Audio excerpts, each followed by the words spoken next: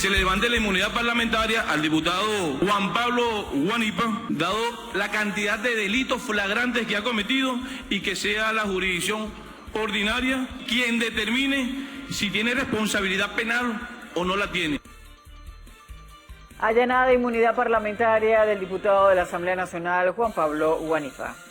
Presidente de la Asamblea Nacional, Juan Guaidó, afirmó que la designación de un nuevo Consejo Nacional Electoral es atribución exclusiva del Parlamento. Un nuevo toque de queda se decretó para la noche de este martes en diferentes ciudades de Chile.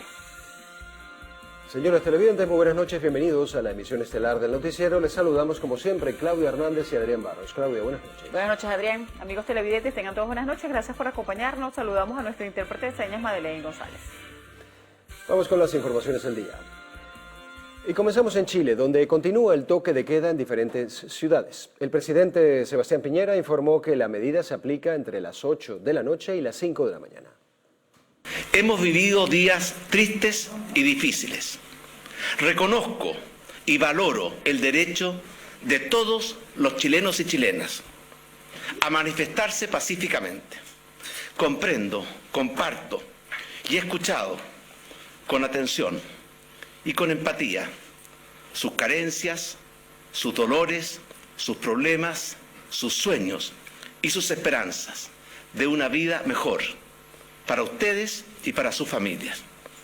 Pero una cosa muy distinta es la brutal violencia y destrucción que han desatado pequeños grupos de delincuentes con organización y con medios, y que lo planifican con particular alevosía y maldad.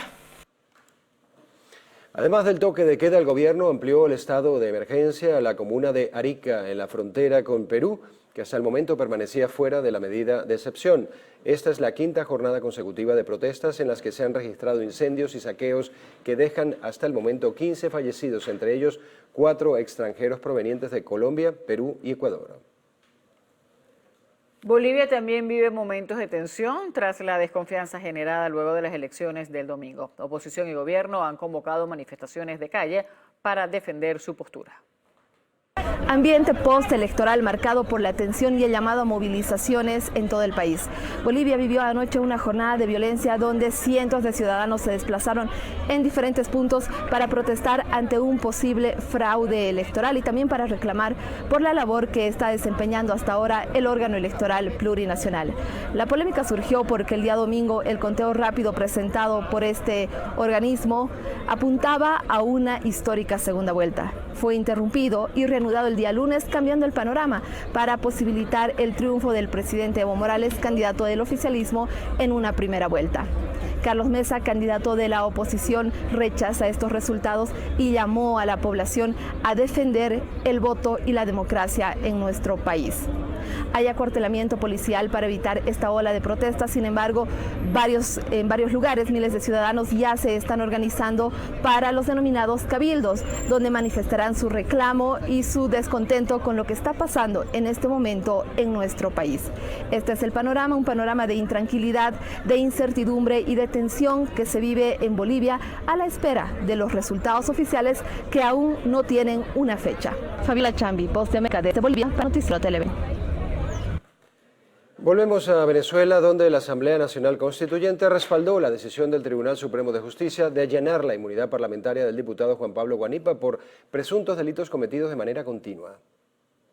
Una vez que nosotros indicamos que no tiene necesidad de antejuicio de mérito, es que vamos a solicitarle al pueblo venezolano que se le levante la inmunidad parlamentaria al diputado Juan Pablo Guanipa, dado la cantidad de delitos flagrantes que ha cometido, y que sea la jurisdicción ordinaria quien determine si tiene responsabilidad penal o no la tiene. Pido a todos ustedes que apoyemos esta moción del TCJ para allanar la inmunidad parlamentaria a este ciudadano.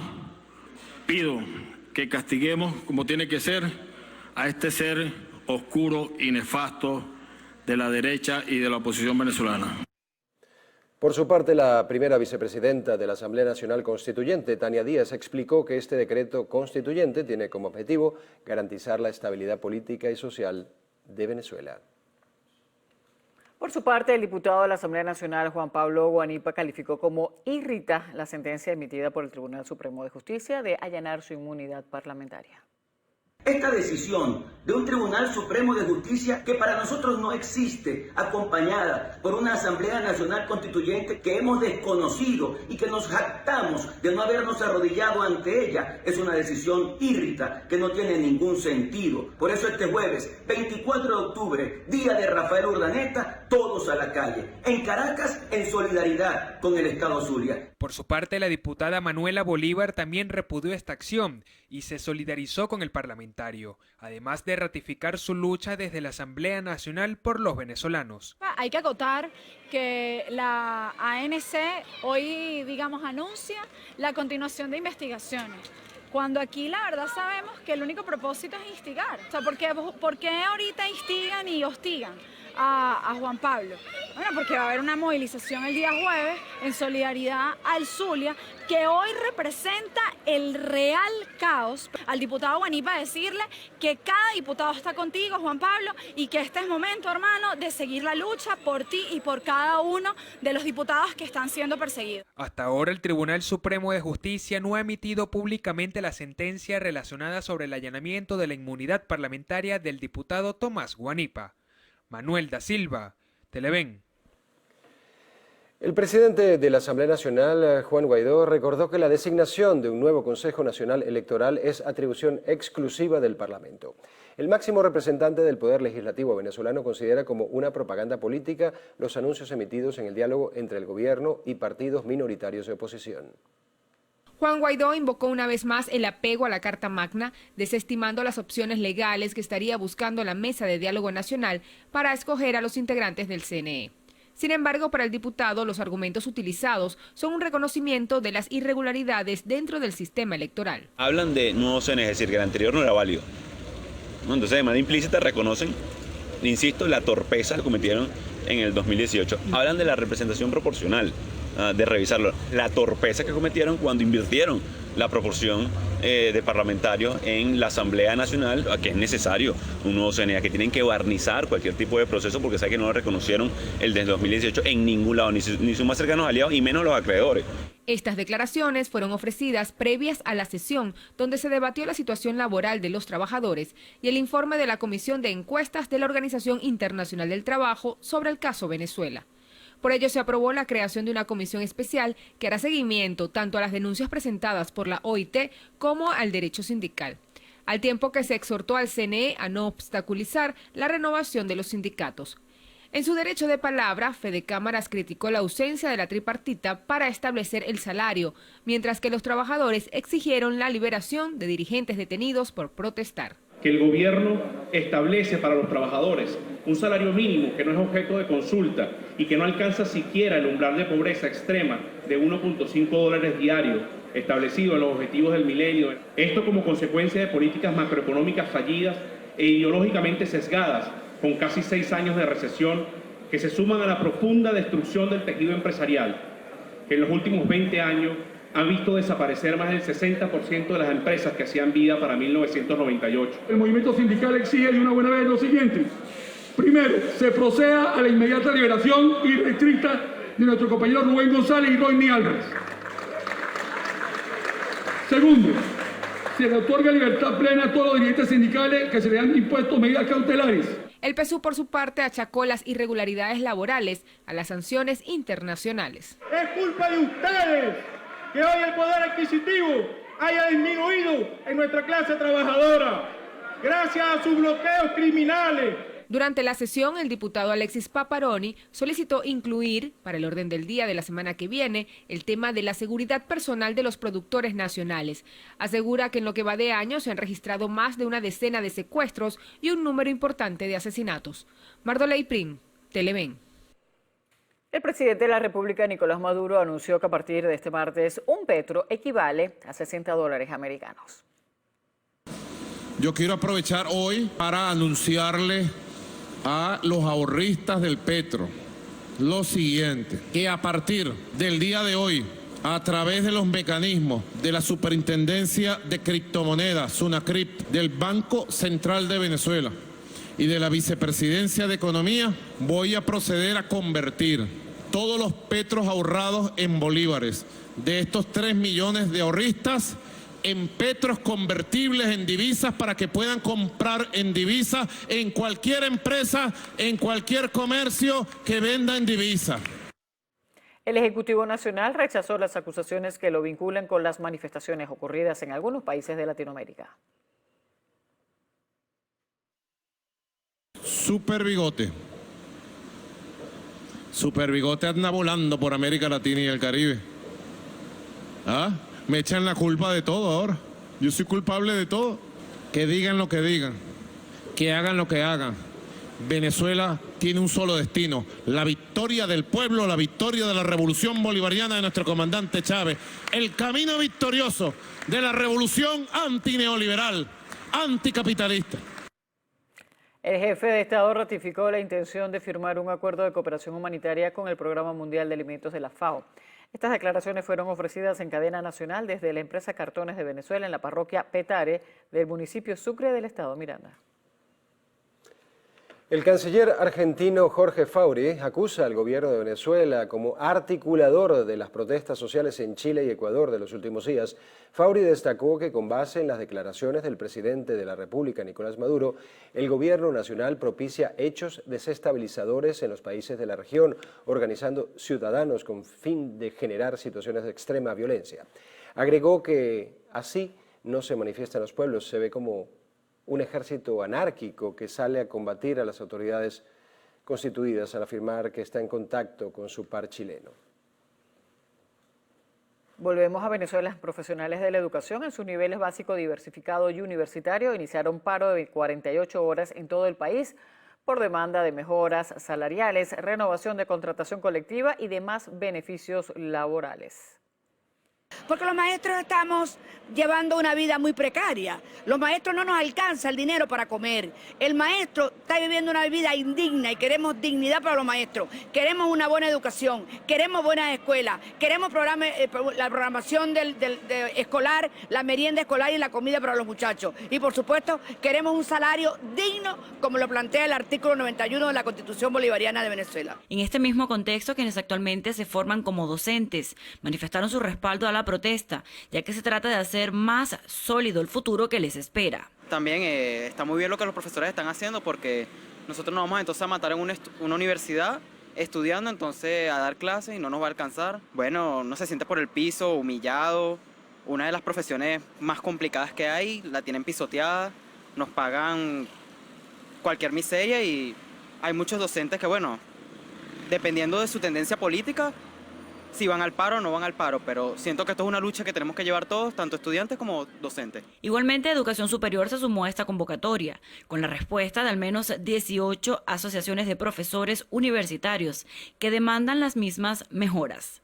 Lo que va de año, este sería el tercer llamado a paro escalonado, y según lo adelantado por los voceros, estos podrían repetirse para ser de 72 horas en adelante. Y este es el resultado de la falta de respuesta por parte del gobierno nacional de las demandas que están haciendo todos los sectores de la sociedad venezolana, porque lo que estamos es en presencia de una crisis generalizada. En el caso de la educativa hay el elemento adicional de gravedad, que es el deterioro de la planta física, el bajo presupuesto, la ausencia de insumos y la fuga del recurso humano, tanto en el magisterio como en el sector universitario. No obstante, estudiantes de la Escuela de Derecho de la Universidad Central de Venezuela dijeron apoyar los reclamos hechos por sus profesores, pero descartaron el paro como recurso de lucha. Nosotros somos de la creencia de que paralizar la universidad no tiene sentido, y más cuando estamos en un país que está totalmente paralizado, que no funciona ninguna de las instituciones públicas, y nosotros creemos que es importante que la universidad nunca se paralice. Mire, nosotros entendemos la lucha de los profesores, siempre ha sido una lucha también que ha estado de la mano con los estudiantes. Nosotros entendemos que su lucha es tan importante como la de los estudiantes, que es estudiar, pero nosotros creemos que paralizando la universidad no es el mecanismo correcto para que se resuelvan los problemas. En promedio, 5 de cada 10 colegios visitados sí tuvo actividades escolares. Se presentó un tercer escenario en el que algunos docentes no acataron el llamado a paro, pero los representantes no enviaron a sus muchachos a clases. Por otro lado, el profesor Márquez adelantó que para final de mes se estarán llevando a cabo otras protestas. Igualmente para el día 21 de noviembre, fecha en que se celebra el Día del Estudiante Universitario, y también el próximo 5 de diciembre estarían marchando, fecha en que celebran el Día del Profesor Universitario. Luciana Peñafont, Televen. Entre tanto, las universidades del país han acudido a la empresa privada para sobrellevar la crisis económica que atraviesa Venezuela.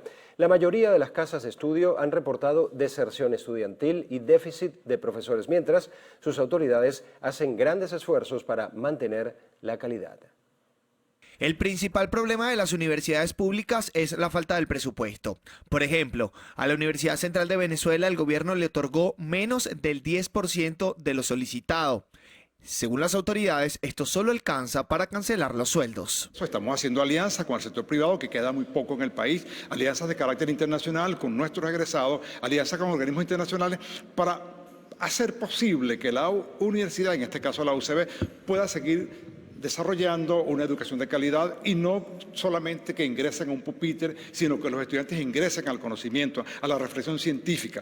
Ese es un esfuerzo colosal, un esfuerzo no fácil, porque autoabastecerse, autofinanciarse no es factible en ninguna parte del mundo, ni siquiera las propias universidades privadas de los Estados Unidos. La Universidad Simón Bolívar es la misma historia. Deben proveer nuevas fuentes de ingreso para no depender del Ministerio de Educación Superior. Con el problema de transporte, que era un gasto recurrente, es un gasto de funcionamiento, que es un servicio, que la universidad depende de él porque en un 82% la comunidad universitaria, por estar en ambas sedes en lugares alejados de los centros urbanos, dependíamos por supuesto del transporte. Nosotros acudimos a nuestros egresados para que pudieran acompañarnos en este tipo de gasto. Los economistas consideran que las universidades deben producir para mantenerse y no depender del gobierno nacional. Se pueden hacer desde los aportes científicos, el aporte de los estudiantes, hasta de trabajo social incorporados a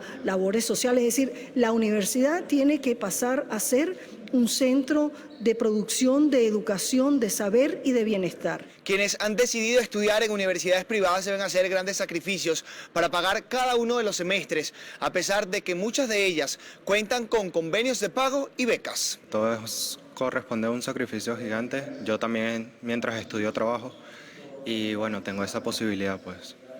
No es una oportunidad que todos tienen, pero sí se hace complicado. En mi caso, hemos tenido que hacer cortes en cosas que ya sea extracurriculares para poder pagar el semestre, pero ha sido bien, me parece que hace una buena inversión. Según las autoridades, la deserción cada vez aumenta más. Por ejemplo, en la UCB hay un déficit de 20% de profesores y 40% de los alumnos se han retirado, mientras que en la Universidad Monte Ávila la variación de profesores no es tan alta, pero sí el 7% de los estudiantes, mayormente de posgrado, han decidido no continuar por los costos. Harley Monseguilemán, Televen. En vista de los altos precios, muchos compran medicamentos hasta con 3 años de vencimiento para cumplir con sus tratamientos y evitar que su cuadro clínico empeore.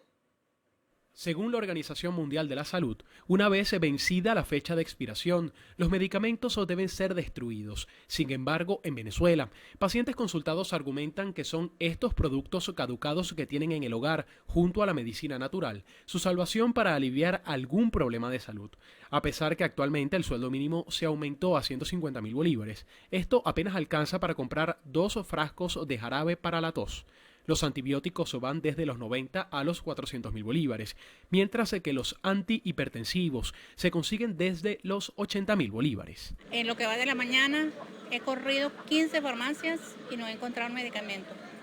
Precisamente usted, en vista de la situación con los precios de los medicamentos, ¿ha recurrido a tomar medicamentos vencidos, por ejemplo? Sí.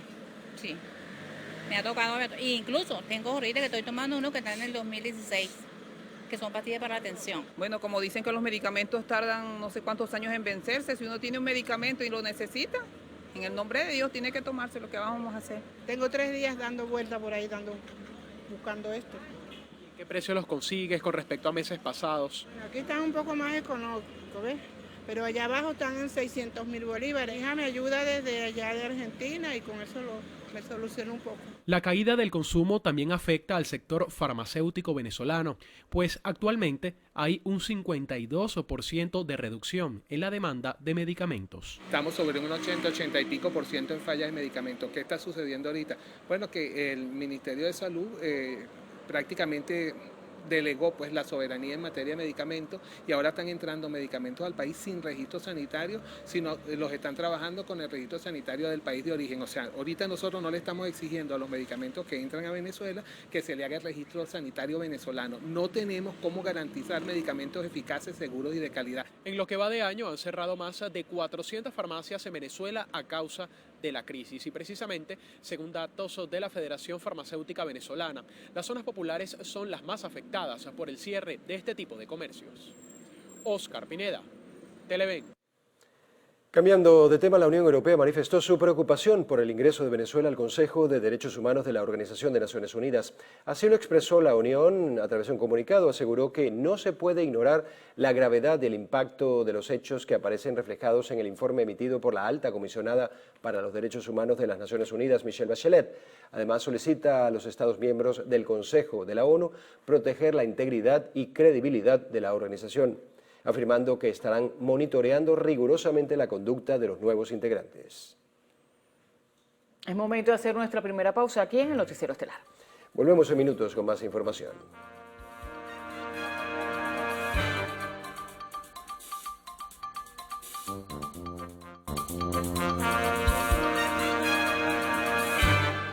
La Asamblea Nacional responsabilizó al gobierno por la muerte del concejal Edmundo Rada. Sus familiares piden justicia, mientras que diputados del PSUV ofrecen el Consejo de Derechos Humanos de la ONU como garantía de una investigación imparcial.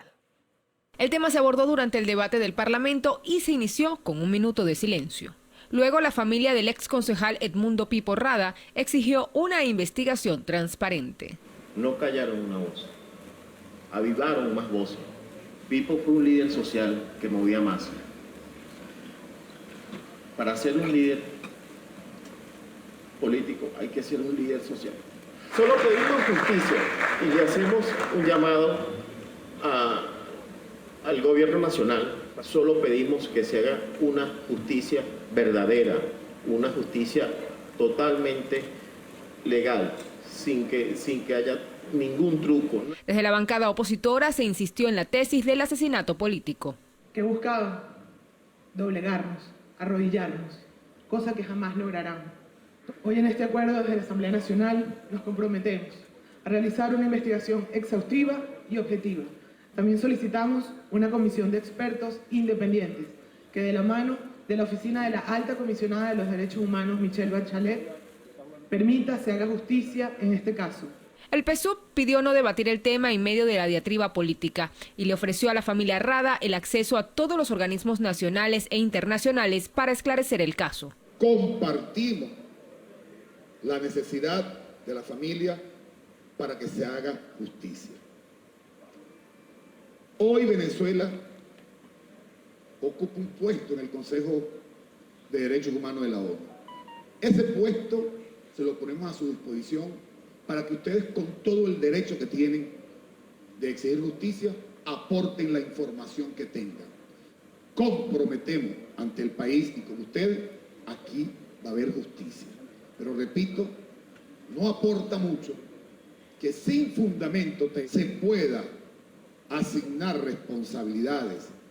La bancada opositora aprobó un acuerdo en el que se responsabiliza políticamente al gobierno nacional por el homicidio del ex concejal Edmundo Pipo Rada y delegó a la Comisión de Política Interior la investigación del asesinato. Mardoley Prin, Televen.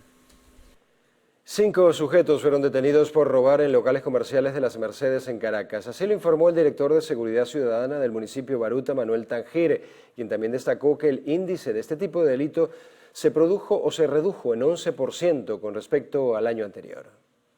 Tanjir detalló que uno de los 5 detenidos es el gerente de un local nocturno, identificado como Rafael Chacín, quien se dedicaba a la compra de los productos hurtados por los otros 4. Los individuos se llevaban la mercancía de supermercados, expendios de licores y tiendas de ropa de marca reconocida mundialmente. Más de 5 hurtos se estaban cometiendo de forma sistemática durante las semanas en distintos comercios. Posterior a la detención de un ciudadano por parte de la Policía Municipal, se da un trabajo de investigación conjunto a la comisaría del 6CPC, donde se revela, tras la información que este detenido da de otros ciudadanos que hacen parte de la banda y que se encargaban de entrar a cada uno de estos locales comerciales en la zona de Las Mercedes. El director de Seguridad Ciudadana del municipio Baruta, Manuel Tanjir, agregó que al menos 349 hurtos han sido reportados hasta la fecha, lo que representa una reducción con respecto al 2018, donde se perpetraron 392. Jonathan Cárdenas, Televen. Un voraz incendio se produjo en las instalaciones de la empresa Friosa en Puerto Ordaz, Estado Bolívar. Hasta ahora se desconocen las causas del siniestro.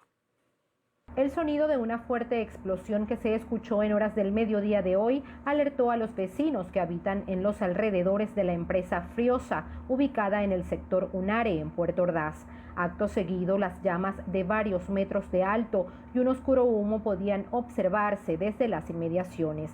Testigos aseguraron que las llamas se originaron en la zona de acopio, pero las causas se desconocen.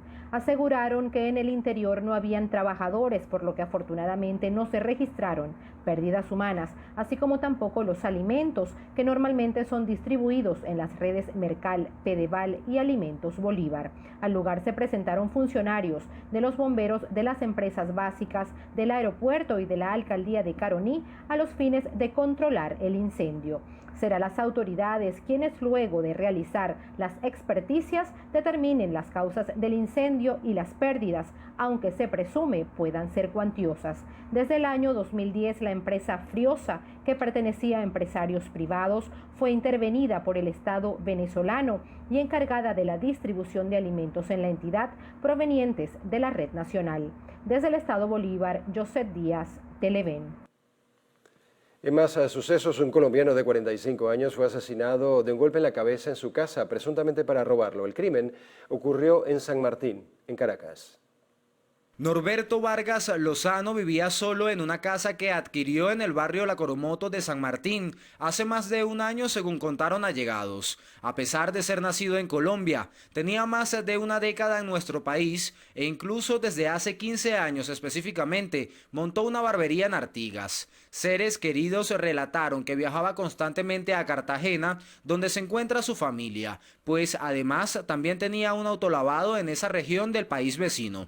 Destacaron que Norberto siempre estaba en comunicación con su hermana a través de WhatsApp. Sin embargo, pasaron días en que ella no pudo tener contacto con él. Preocupada, se comunicó con los amigos de la víctima, quienes acudieron hasta su casa y encontraron todo cerrado con las luces encendidas. Contaron que un olor putrefacto emanaba desde el hogar, por lo que se comunicaron con funcionarios de la Policía Nacional Bolivariana. Posteriormente forzaron la puerta y encontraron el cadáver de Norberto con un golpe en la cabeza y en avanzado estado de descomposición. Presuntamente el crimen fue perpetrado por conocidos para robarlo, pues la cerradura no fue violentada previamente a la llegada de los funcionarios y faltaban objetos de valor como una computadora portátil, televisor, teléfono celular y prendas de ropa. La hermana del fallecido vino desde Colombia para realizar los trámites legales y darle cristiana sepultura. Jonathan Cárdenas, Televen. Unos 1.200 habitantes de 4 sectores del barrio La Trinidad en la parroquia Ayacucho de Cumaná, Estado Sucre, alertan a las autoridades ante los focos de contaminación causados por el desborde de las aguas servidas y el peligro de las torres de un parque deportivo que están a punto de caer. Todos estamos padeciendo este sistema aquí ahorita, el deterioro que tiene el estadio, el agua negra que está afectando a la mayoría de esta comunidad, se rebosan los inodoros de los hogares, hay enfermedades, hay muchas rasquiñas, muchas sarpullidos. Y eso genera esto, pues estas aguas negras, no es aguas limpias, pues son aguas negras que hacen daño. Andamos alrededor como de 2 años y pico con esta problemática. Esto es grave, aquí la gente se enferma, mi hermano. Aquí estamos hasta el cuello, pues las casas inundadas de agua por falta y el gobierno no hace nada por resolver este problema. Aquí se ha visto casos de las enfermedades de la piel, paludismo, dengue. Según expresaron sus habitantes, el único parque deportivo con el que cuentan representa un 60% de las calamidades que viven a diario.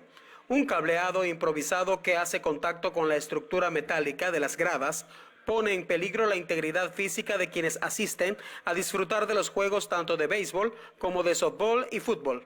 Por otra parte, el techo se encuentra completamente deteriorado y al no contar con un sistema eléctrico de desmalezamiento para la grama, acuden al método tradicional utilizado en el campo. Y lo que más preocupa, las torres del alumbrado están a punto de ceder, lo que podría ocasionar graves daños a la infraestructura de al menos 2 viviendas adyacentes. Que esas torres de un a otro punto se nos puede caer encima y el problema va a ser más grave porque los habitantes del barrio claman por ello. Imagino que eso tenga que ser el que está encargado de obras públicas para que venga a verificar la torre, en qué estado se encuentra. Si esa torre se cae para allá, se lleva como 2 casas por delante. Los habitantes de esta comunidad advirtieron que los 4 sectores están inundados en aguas servidas y claman la presencia de los entes competentes ante la proliferación de enfermedades de la piel y digestivas que se han presentado en los últimos días. Desde el estado Sucre, Javier Ramos, Televen. Bien, con esto hacemos una nueva pausa en el Noticiero Estelar. Al regreso, más información, sigan nuestra sintonía. Hoy la Iglesia Católica celebra el día de San Juan Pablo II, uno de los papas más queridos y recordados de la historia. Karol José Wojtyła fue nombrado papa el 16 de octubre de 1978, estando al frente de la Iglesia hasta el sábado 2 de abril de 2005, cuando murió en el Palacio Apostólico Vaticano, en la víspera de la celebración de la Divina Misericordia. Fue el primer papa de Europa Oriental. No en vano se le conoció como el Papa Viajero, pues realizó miles de visitas, entre ellas 2 a Venezuela. Fue beatificado el 1 de mayo de 2011 por el Sumo Pontífice Benedicto XVI, su inmediato sucesor y valioso colaborador durante muchos años como prefecto de la Congregación para la Doctrina de la Fe, y lo canonizó el Papa Francisco el 27 de abril del año 2014.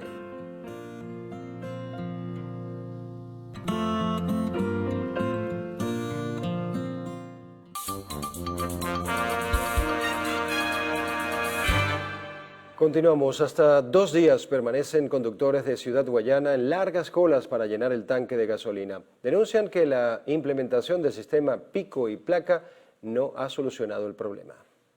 Estoy ayer de las 3 de la tarde aquí con la cola legalmente como debe ser, pero el bachaqueo, todo eso que se presenta ahí, ve la hora que es y no he echado gasolina. Y ayer de las 3 de la tarde. Estoy insólito. Las actividades cotidianas de los guayaneses se han visto interrumpidas por la falta de combustible. Taxistas y conductores de transporte público aseguran que no han podido trabajar. No puedo ya ni trabajar, porque el trabajo mío es con el carro y ahora no puedo trabajar. No puedo. Echo gasolina, nada más echan 20, 30 litros y eso no sirve para nada. Mis hijas tienen 2 días que no van para la escuela, porque no he podido llevarla. Si no está instalada, ¿que hasta cuándo? Aquí no hay vida de nada, aquí todo está mal, aquí en Guayana no hay nada bueno. Dirigentes políticos se han pronunciado en torno a esta problemática. Raúl Youssef del partido Un Nuevo Tiempo asegura que la escasez de combustible en esta zona del sur del país debe ser un tema prioritario para las autoridades. Estamos apenas recibiendo 1/3 de ese combustible que apenas alcanza para que el parque automotor se mueva a 1/4 de máquina. Estamos en una situación estresante, de grandes dificultades, porque la gente no puede moverse, desplazarse de un sitio a otro para producir, para trabajar. La gente tiene que dejar su trabajo para poder venir a echar gasolina. Y es una situación angustiosa. No sabemos por qué el gobierno castiga al Estado Bolívar de esa manera. Son aproximadamente 42 las estaciones de servicio en el municipio Caroní, de las cuales todas estarían colapsadas a causa de la escasez de combustible. Los conductores hacen un llamado a las autoridades. Desde el Estado Bolívar, José Díaz, Televen. El gobernador de Anzoátegui, Antonio Barreto Sira, aseguró que las fallas en el suministro de gas doméstico en el oriente del país se deben a que la producción se utiliza para abastecer a la Gran Caracas. En los llenaderos de gas doméstico se observan colas de personas provenientes de varias regiones del oriente, que aseguran que el suministro no llega a sus comunidades con regularidad.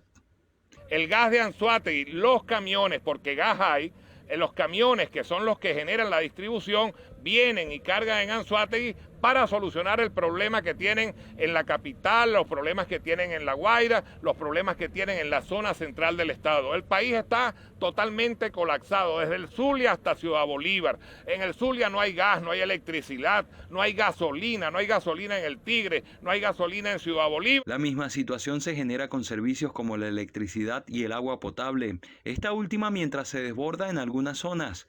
En otras pasan meses sin recibir el líquido por tubería. Desde el gobierno central nos trancan. La orden para Hidrocaribe es que no tengan relación con el gobierno regional. Y ellos no dan respuesta y nosotros queremos apoyarlo. Las declaraciones fueron dadas en un operativo de saneamiento ambiental y mejoras en alumbrado y vialidad en sectores de la entidad. Desde el estado Anzoátegui, Jesús Albino, Televen. Por cierto que la crisis de gas doméstico en la isla de Margarita ha cobrado la vida de un bebé de 1 año y medio que fue alcanzado con gasolina cuando una familia encendía un fogón para cocinar en el patio de su casa en el sector Vicuña Viejo.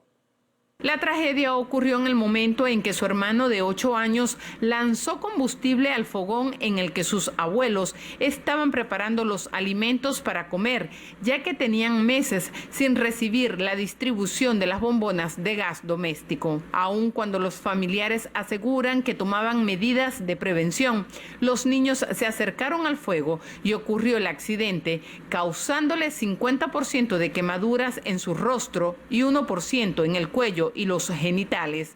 Mi hijo mayor de 8 años, no sabiendo la magnitud de lo que es la gasolina, ese tipo de cosas, rocía lo que es un poco de gasolina al fogón. No sabiendo la magnitud, repito, él ve la flama, se asusta y en vez de soltar el pote, lo que hace es echarlo hacia atrás. En lo que él lo echa hacia atrás, no se percata, él jamás imaginó que estuviera su hermanito atrás. Ahí sucede el accidente. Ya en diciembre tengo 1 año cocinando con fogón, porque las maravillas de este gobierno nos han llevado a que tengamos que cocinar con leña otra vez, porque no tenemos gas. Si yo hubiera tenido gas, esto no hubiera pasado. En medio del dolor, Jonathan Millán, padre del niño fallecido, narró la dramática situación que vivieron en el hospital Luis Ortega de Porlamar por las pésimas condiciones, la falta de insumos médicos y la inexistencia de una unidad de quemados, lo que asegura complicó la salud de su hijo, causándole la muerte. Todos sus medicamentos fueron de ayuda, fueron de colaboración. Porque en el hospital no. En el hospital no hay albúmina, no hay ningún tipo de medicamento. Las soluciones tenía que parirlas yo, las sulfasalina de plata tenía que parirlas yo. El midazolam, que es un medicamento muy costoso, que es un sedante, el midazolam y fentanil, no lo hay en el hospital. Luego de este lamentable suceso, los familiares de la víctima exigen al Ejecutivo Nacional la dotación de una aeroambulancia en vista de la condición de insularidad del estado Nueva Esparta. Lisbeth Miquilena, Televen.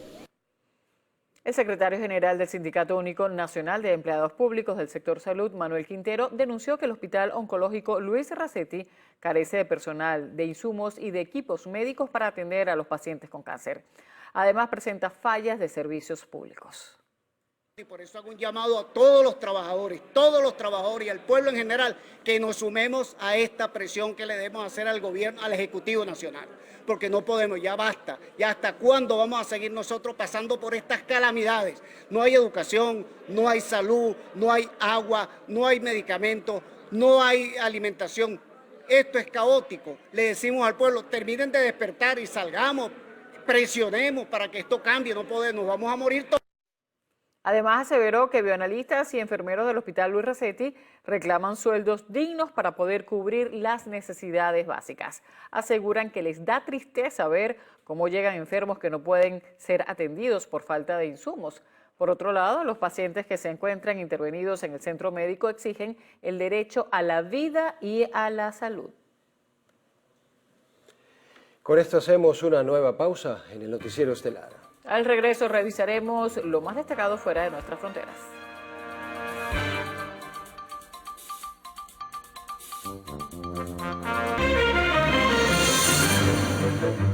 Colombia cierra su frontera con Venezuela a partir de este jueves debido a las elecciones regionales programadas para el domingo, en las cuales los colombianos escogerán a los 32 gobernadores de la nación.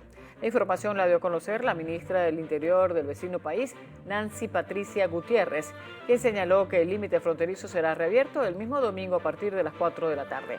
Por su parte, el comandante de las Fuerzas Militares de Colombia, Luis Fernando Navarro, informó que se mantienen vigiladas zonas como el Catatumbo, Arauca, Caquetá, Cauca y Chocó para prevenir cualquier incidente. En Cuba, el gobierno autorizó el dólar como moneda de compra de electrodomésticos. La Habana aprobó la existencia de establecimientos comerciales en donde sus ciudadanos pueden comprar artefactos eléctricos en moneda extranjera. También le permitieron a los cubanos abrir cuentas en dólares en los bancos Metropolitano, Popular de Ahorro y de Crédito. Las autoridades presentaron una lista de precios de los productos con el fin de contrarrestar la especulación. El presidente de México, Andrés Manuel López Obrador, confirmó que desconocía las acciones del ejército mexicano para capturar a Ovidio Guzmán, hijo del narcotraficante preso, el Chapo Guzmán. Obrador declaró que, confiando en las recomendaciones de su secretario de la Defensa Nacional, fue aprobada la detención del sujeto sin saber el nombre del ciudadano. También pidió una evaluación del hecho para lograr detener nuevamente a Ovidio Guzmán, evitando que sean perjudicadas personas inocentes.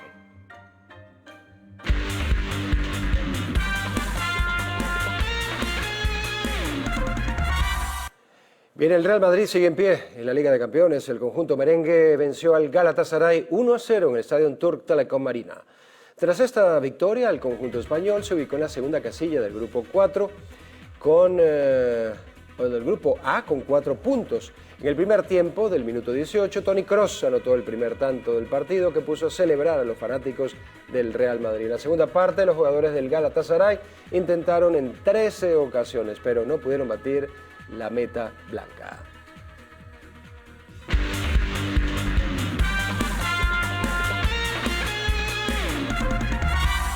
Hacemos la última pausa en el noticiero estelar.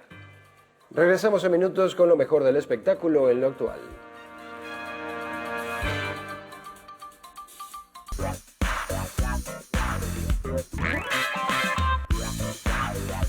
Muy buenas noches, Venezuela. Yo soy Stephanie Coleman y estamos listos para comenzar a revisar qué ha sido noticia en materia de espectáculos. Les recuerdo que pueden interactuar con nosotros a través de nuestras cuentas @loactual en Twitter, @loactual_TV en Instagram y mi cuenta @Stephanie Coleman. Les presentamos las informaciones a través del siguiente material informativo. Adelante. Les contamos que Rosalía es la artista femenina más vista del 2019. La cantante española se consagró como la estrella femenina más vista de este año por el tema Con Altura, lanzado a finales de marzo de este año y con el que ha llegado a más de 1.000 millones de reproducciones a través de la plataforma YouTube. Ese es un sencillo independiente que Rosalía presentó junto al reggaetonero colombiano J Balvin y el músico proveniente de Las Palmas de Gran Canaria, El Guincho. En el videoclip, la intérprete realizó una coreografía con la que logró ser reconocida en los MTV Music Awards 2019, donde recibió el premio de Mejor Coreografía y Mejor Video. Seguimos hablando de cantantes y es que Katy Perry estrenó Harley's in Hawaii. La cantante lanzó un nuevo adelanto de su próximo disco que está inspirado en unas vacaciones junto a su novio, por lo que el artista presentó su nuevo sencillo acompañado de un audiovisual. En el clip se le ve paseando en una moto Harley Davidson, luciendo un look con campera de cuero. La idea de la canción nació mientras estaba de vacaciones en Hawaii con su novio Orlando Bloom. Recordamos que en mayo sacó Never Really Over y en agosto Small Talk, temas en donde regresó al sonido pop que la hizo famosa. Disfruten parte de este material.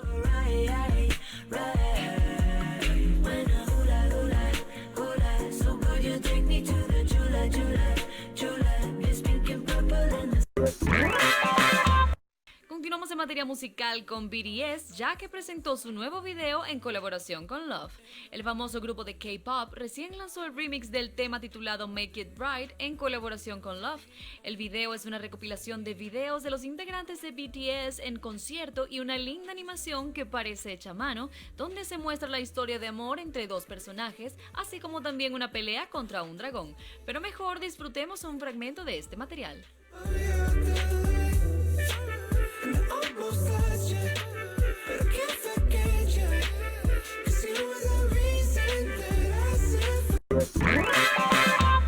Pasamos a materia cinematográfica y les contamos que Robert Zemeckis podría dirigir una versión en acción real de Pinocho para Disney. En 1940, la casa productora decidió recurrir a la obra de Carlo Collodi para producir Pinocho, el que sería el segundo largometraje animado de su historia y al mismo tiempo su segundo gran clásico. Ya pasaron 4 años desde que se anunciara que Pinocho iba a tener una adaptación en imagen real y de que se asociaron a ella directores como Paul King y Sam Mendes. Ahora, de acuerdo con Variety, finalmente el proyecto se podría estar materializando gracias a la elección de Robert Zemeckis como director, en un fichaje que Disney lleva queriendo confirmar desde hace algún tiempo. Por su parte, a causa de lo apretado de su agenda, Zemeckis aún se encuentra en negociaciones para acabar dirigiendo la película. Seguimos hablando del cine, pues Maléfica se apodera de la taquilla mexicana. La película protagonizada por Angelina Jolie se convirtió en la cinta más taquillera del fin de semana en México, con ingresos de 145.8 millones de pesos, y de acuerdo con el reporte del pasado fin de semana del 18 al 20 de octubre de la Cámara Nacional de la Industria Cinematográfica Mexicana, el film dirigido por Joachim Brolin fue visto por 2.3 millones de personas, mientras que la película Joker, protagonizada por Joaquín Phoenix, descendió al segundo lugar al sumar 82.3 millones de pesos a su acumulado de 712.6 millones, luego de 3 semanas de exhibición en suelo mexicano. En el tercer lugar se encuentra la cinta Proyecto Géminis, en la que el actor Will Smith interpreta al veterano Henry Bogan y a Junior, su clon de 23 años. Esta generó recaudaciones por 22.4 millones de pesos y fue vista por 359,000 personas.